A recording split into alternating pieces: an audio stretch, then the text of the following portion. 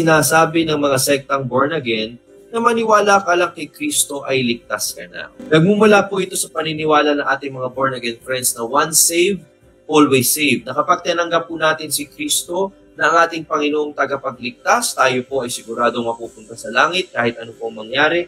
Walang sino mang makapagtatanggal sa atin sa pag-ibig ng Diyos ayon daw kay San Pablo. Mukhang bibig na lang talaga na ang faith alone, no? Dahil yan po pinaka-easiest way para maligtas.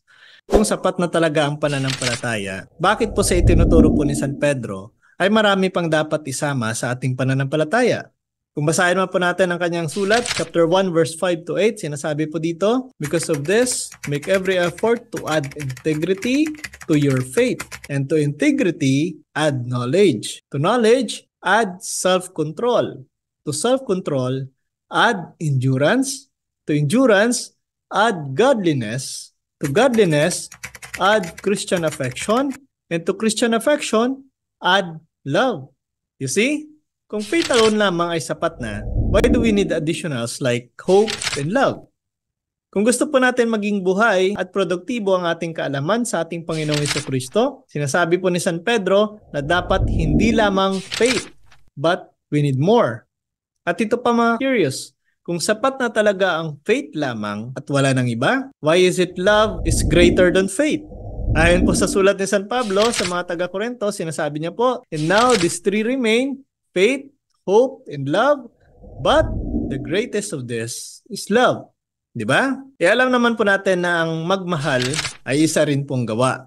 Kapag mahal mo ang isang tao, hindi lang yan sa mahal mo lang siya sa pakiramdam. Kailangan mong gawin ito, gawin yan, gawin yon. Marami kang dapat gawin upang patunayan ang iyong pagmamahal. And so, faith must always accompanied by works dahil kapag wala ito, that is just a mere faith in words, but cannot be seen in action.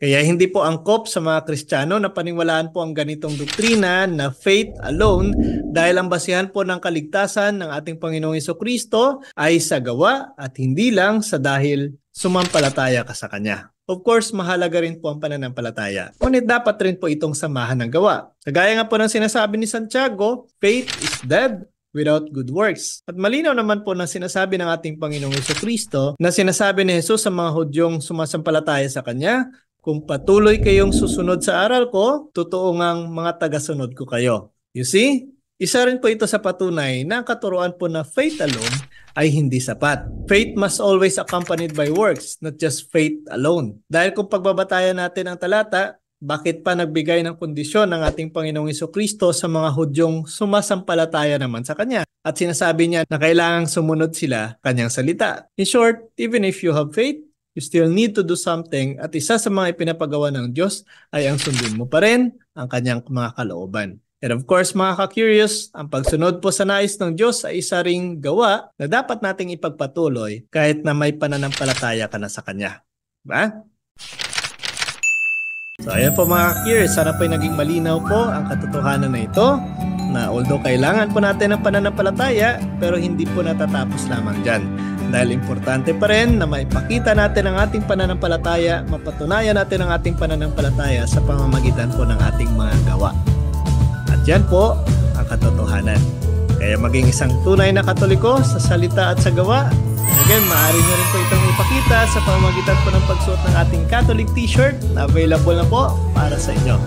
Deo et Ecclesia, sa Diyos po ang lahat ng kapurihan. Hi!